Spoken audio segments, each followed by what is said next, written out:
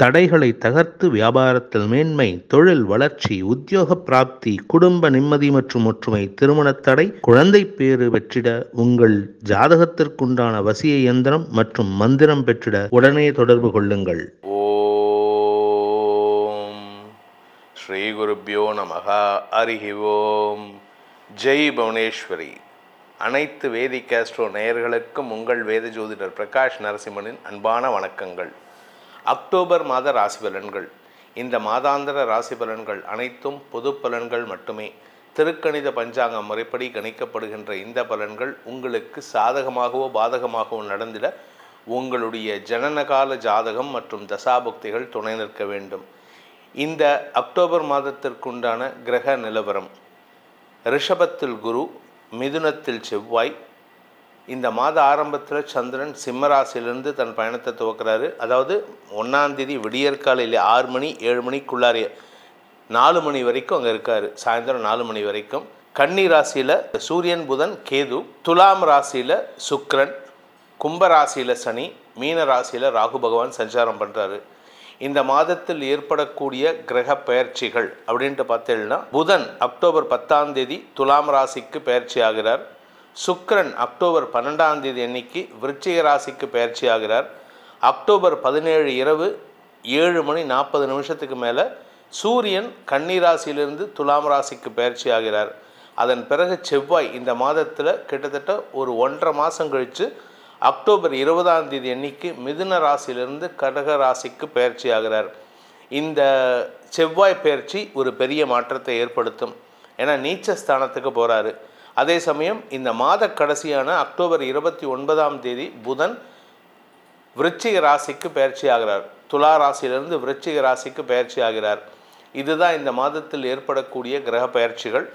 இந்த மாதத்திற்குண்டான விசேஷமான நாட்கள்னால் ஆரம்பத்தில் தான் நிறையா இருக்கும், பின்னாடி கொஞ்சம் கம்மியாக தான் இருக்கும்.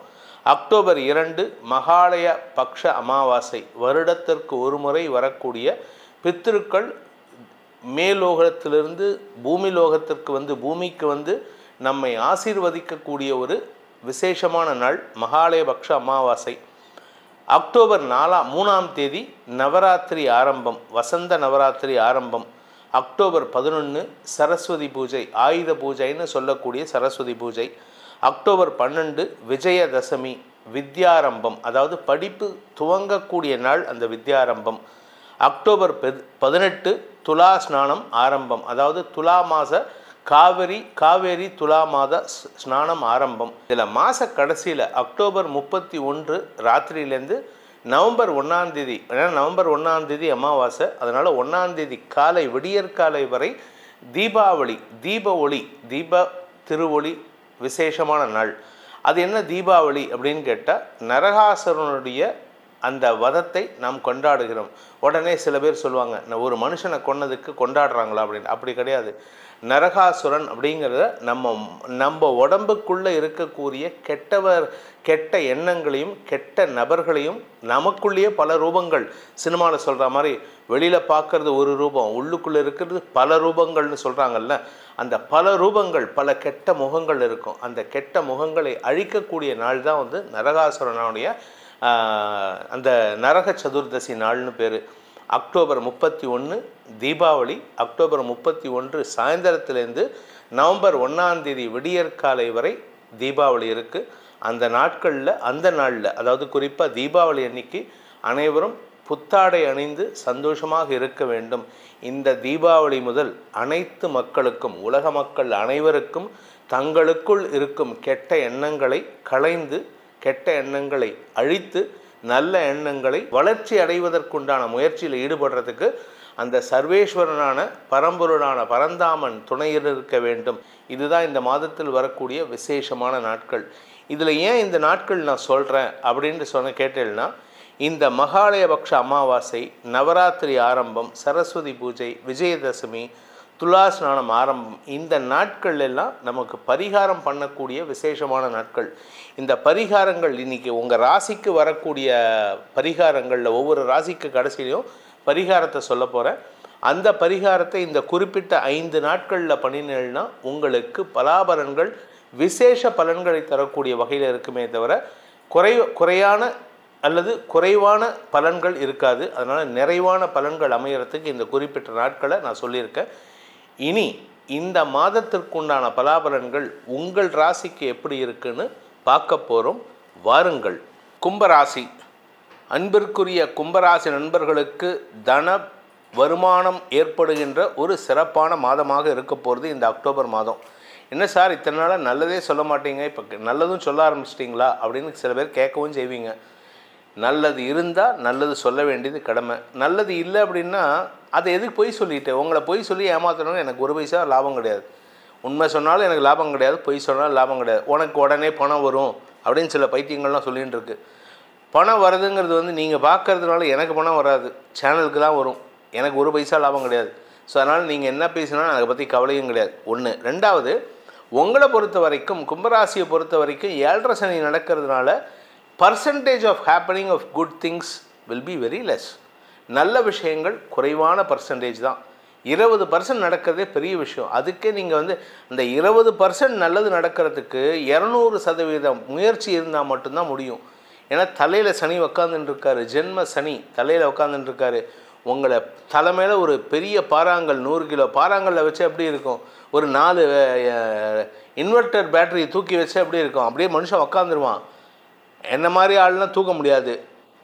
ஈவன் சின்ன பசங்க கூட 2 பேட்டரிலாம் தூக்கவே முடியாது, 4 பேட்டரி வச்சா அது மாதிரி ஒரு டைம் தான் இப்போ கும்பராசிக்கு. அதனால் குரு சாதகமாக இருக்க போகிறாரு. குரு வக்கரகதி அடைகிறதுனால எதிரி வக்கரகதி அடைகிறது உங்களுக்கு நற்பலன்.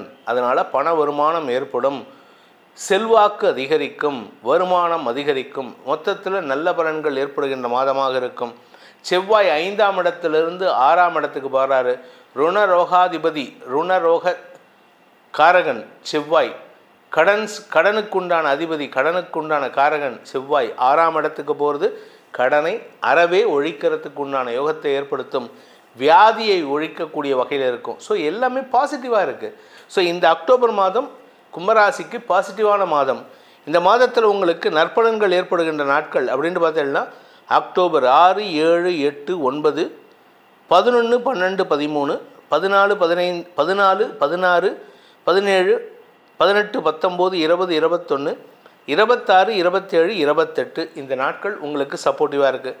இந்த சந்திராஷ்டம நாட்கள் அப்படின்ட்டு பார்த்தீங்கன்னா அக்டோபர் 1ஆம் தேதி மாலை 4 மணி 3 நிமிடம் முதல் 2 நிமிடத்திலேருந்து அக்டோபர் 4 காலை 5 மணி 6 நிமிடம் வரை 5:06 AM வரைக்கும், அதாவது 4ஆம் தேதி விடியற்காலை வரை சந்திராஷ்டமம்.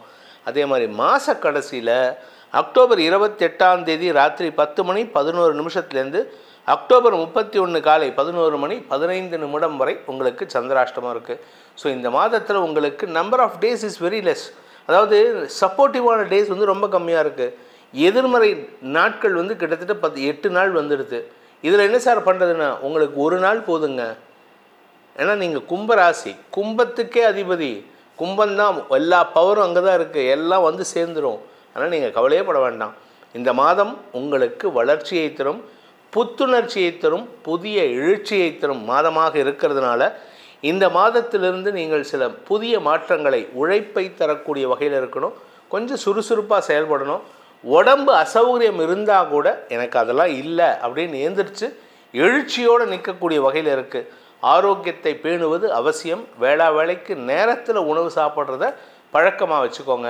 இந்த மாதத்திற்கு உண்டான பரிகாரம் கும்பராசிக்கு அப்படின்ட்டு பார்த்தேன்னா உங்களுடைய குலதெய்வ வழிபாடு செய்யுங்கள். அதை தவிர துர்க்கை வழிபாடு, துர்க்கை வழிபாடுங்க அப்படிங்கிறது வந்து துர்கா சூக்தம் அப்படிங்கிற ஒரு வேத மந்திரம் இருக்குது. அதை தெரிந்தவர்கள் பாராயணம் செய்வது விசேஷம். அப்படி இல்லை அப்படின்னா துர்கா சப்தஸ்லோகியை சொல்லலாம். இல்லையா இந்த ராகு காலத்தில் துர்க்கை சன்னதிக்கு சென்று அங்கே உட்காந்து துர்கா சம்பந்தப்பட்ட ஸ்லோகங்கள் தெரிஞ்சால் சொல்லுங்கள். இல்லாட்டி அங்கே உட்காந்து அம்பாளை தியானம் பண்ணிகிட்டே வாங்க. அப்படியும் இல்லையா தினமும் லலிதா சஹஸ்ரநாமம் கேளுங்க. உங்களுக்கு மன நிம்மதி ஏற்படும். எடுத்த காரியம் வெற்றி அடைந்து உங்களுக்கு புதிய மாற்றத்தை ஏற்படுத்தும். நமது வேதிக் ஆஸ்ட்ரோ நேயர்கள் அனைவருக்கும் இந்த 2024ஆம் ஆண்டுக்கான தீபாவளி நல்வாழ்த்துக்கள். இதன் மூலமாக உங்களுடைய சகலவிதமான கஷ்டங்களும் நிவர்த்தியாக வேண்டும் அப்படிங்கிற நமது சேனல் நிறுவனத்தின் உறுப்பினர்களின் பிரார்த்தனையோடு உங்கள் அனைவருக்கும் நல்வாழ்த்துக்களை தெரிவித்துக் கொண்டு நம்ம சேனலில் நம்ம வீடியோவில் ஒவ்வொரு ராசிக்கும் பலாபலன்கள் சொல்லும்பொழுது பரிகாரமும் சொல்லியிருக்கோம். அந்த பரிகாரத்தை பண்ணிட்டு வாங்க. உங்கள் அனைவருக்கும் அனைத்து விதமான யோகங்களும் கிடைக்கப்பெற்று, சந்தோஷங்களும் கிடைக்கப்பெற்று, சங்கடங்கள் நிவர்த்தியாகி நன்மைகள் வளர வேண்டும் எனும் அடியேனின் பிரார்த்தனையை சமர்ப்பித்து உங்கள் அனைவருக்கும் நல்வாழ்த்துக்களை தெரிவித்துக் கொண்டு உங்களிடமிருந்து விடைபெறுவது உங்கள் வேத ஜோதிடர் பிரகாஷ் நரசிம்மனின் அன்பான வணக்கங்களுடன். நன்றி, வணக்கம்.